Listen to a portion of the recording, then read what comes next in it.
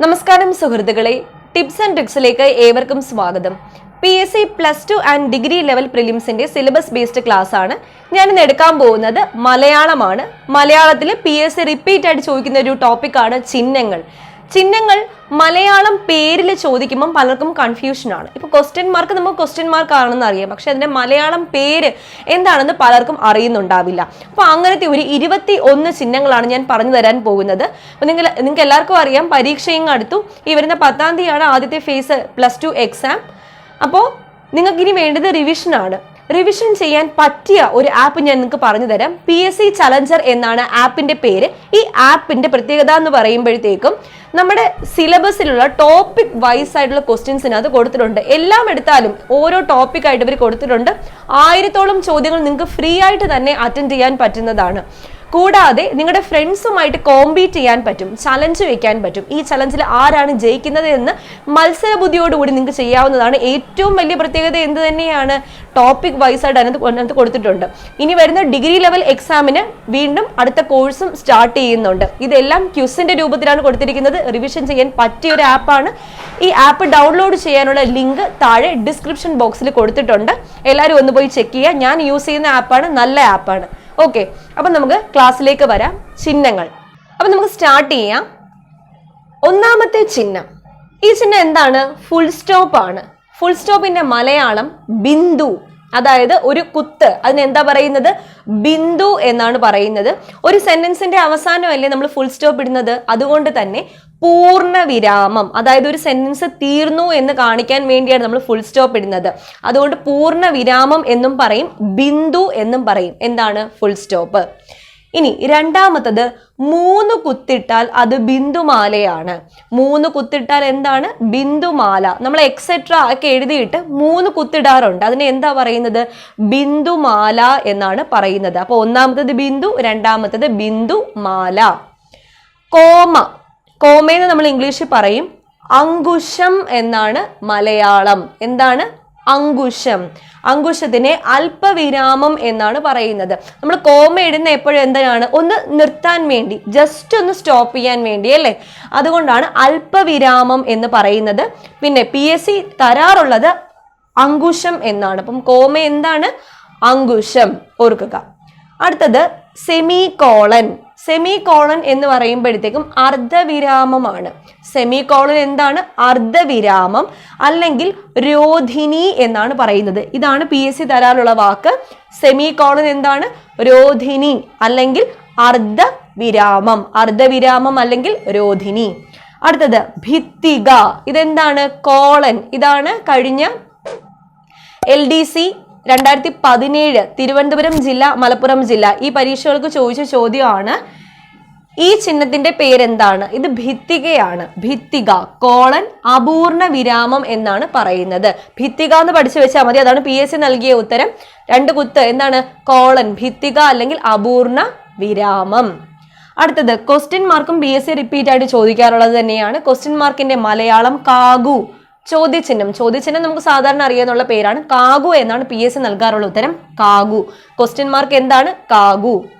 അടുത്തത്, ഇങ്ങനെ ഒരു വര വരച്ചാൽ അതിനെ രേഖ എന്നാണ് പറയുന്നത്. രേഖ, ഡാഷ്. നമ്മൾ ഫിൽ ഇൻ ദ ബ്ലാങ്ക്സിലൊക്കെ ചെറിയ വര വരയ്ക്കാറുണ്ട് അല്ലേ? അതെന്താണ്? ഡാഷ് ആണ്, അഥവാ രേഖയാണ്. ഇനി ഇതെന്താണ്? ഹൈഫൻ. ഹൈഫൻ ഇടാറുണ്ടല്ലോ. ഹൈഫൻ. ഹൈഫൻ മലയാളം ശൃംഖല. ഹൈഫന്റെ മലയാളം എന്താണ്? ശൃംഖല. ഇത്രയും വാക്ക് ക്ലിയർ ആയെന്ന് വിശ്വസിക്കുന്നു. അടുത്ത ചിഹ്നങ്ങൾ നോക്കാം. അടുത്ത ചിഹ്നങ്ങൾ കുറച്ച് എളുപ്പമാണ്. നമ്മുടെ ബ്രാക്കറ്റ്സ് ഉണ്ടല്ലോ. ബ്രാക്കറ്റ്സ് 3 തരത്തിലുള്ള ബ്രാക്കറ്റ്സ് ഉണ്ട്. സാധാരണ സർക്കുലർ ബ്രാക്കറ്റ്, പിന്നെ ഇങ്ങനെ ഇടുന്ന സ്ക്വയർ ബ്രാക്കറ്റ്, ഇങ്ങനെ ഇടുന്ന കേളി ബ്രാക്കറ്റ്. 3 ടൈപ്പ് ബ്രാക്കറ്റ് ആണ് ഉള്ളത്.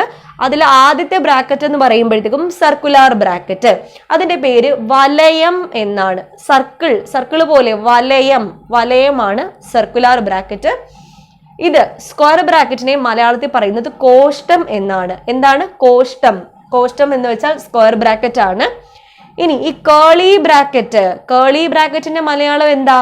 ഗണം. നമ്മൾ മാത്സിലൊക്കെ സെറ്റ് പഠിച്ചിട്ടുണ്ട് അല്ലേ? സെറ്റ്, ഗണം. അത് കേളി ബ്രാക്കറ്റിനകത്തല്ലേ നമ്മൾ ഇട്ട് പഠിച്ചിട്ടുള്ളത് +2. അപ്പം കേളി ബ്രാക്കറ്റ് എന്ന് വെച്ചാൽ എന്താണ്? ഗണം ആണെന്നുള്ള കാര്യം ഓർക്കുക. ഇതും PSC ചോദിക്കാറുള്ളതാണ്. ആശ്ചര്യ ചിഹ്നമാണ്. ആശ്ചര്യ ചിഹ്നം. നമ്മൾ എക്സ്ക്ലമേറ്ററി സെന്റൻസ് ഒക്കെ എഴുതുമ്പോൾ what A beautiful flower it is എന്നൊക്കെ പറയാറുണ്ട്. അവസാനം എന്ത് കൊടുക്കാറുണ്ട്? എക്സ്ക്ലമേഷൻ മാർക്ക് കൊടുക്കാറുണ്ട്. എക്സ്ക്ലമേഷൻ മാർക്കിന്റെ മലയാളമാണ് വിക്ഷേപിണി. എന്താണ്? വിക്ഷേപിണി എന്നതാണ് എക്സ്ക്ലമേഷൻ മാർക്കിന്റെ മലയാളം. ഇനി മോളില് എന്ത് കൊടുക്കാറുണ്ട്? ഇൻവേർട്ടഡ് കോമ അല്ലെങ്കിൽ അപ്പോസ്ട്രോഫി കൊടുക്കാറുണ്ടല്ലോ. അതിന്റെ മലയാളമാണ് വിശ്ലേഷം. എന്താണ്? വിശ്ലേഷം.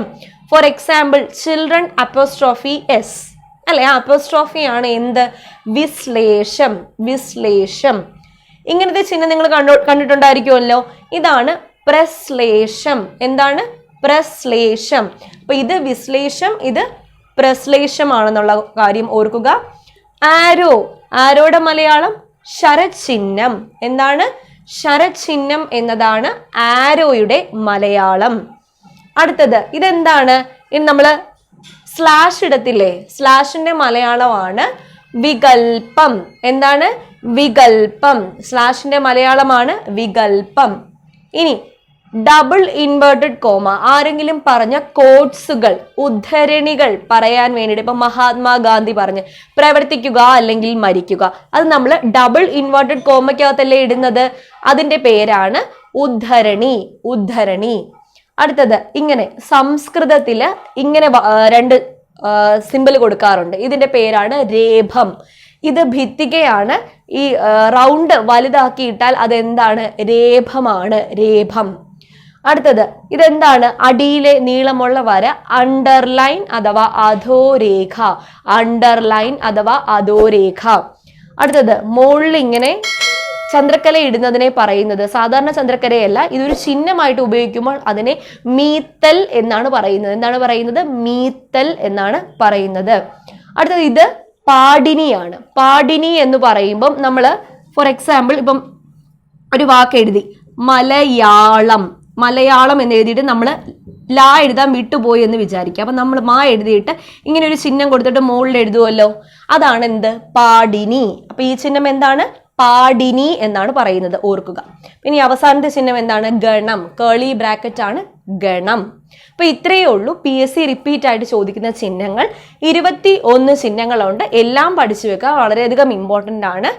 ഓക്കെ, അപ്പോൾ ഞാൻ നേരത്തെ പറഞ്ഞ റിവൈസ് ചെയ്യാൻ പറ്റിയ ഒരു ആപ്പ് PSC ചലഞ്ചർ, അതിൻ്റെ ഡൗൺലോഡ് ചെയ്യാനുള്ള ലിങ്ക് താഴെ ഡിസ്ക്രിപ്ഷൻ ബോക്സിൽ കൊടുത്തിട്ടുണ്ട്. എന്തായാലും ഇനി നന്നായിട്ട് തന്നെ റിവൈസ് ചെയ്യുക. ഇനി ആകെ വിരലിലെണ്ണാവുന്ന ദിവസം മാത്രമേ പരീക്ഷയ്ക്കുള്ളൂ. എല്ലാവർക്കും ഓൾ ദി ബെസ്റ്റ്. നന്നായിട്ട് പഠിക്കുക. വീഡിയോ ഇഷ്ടപ്പെട്ടാൽ ലൈക്ക് ചെയ്യുക. വീണ്ടും കാണാം. താങ്ക്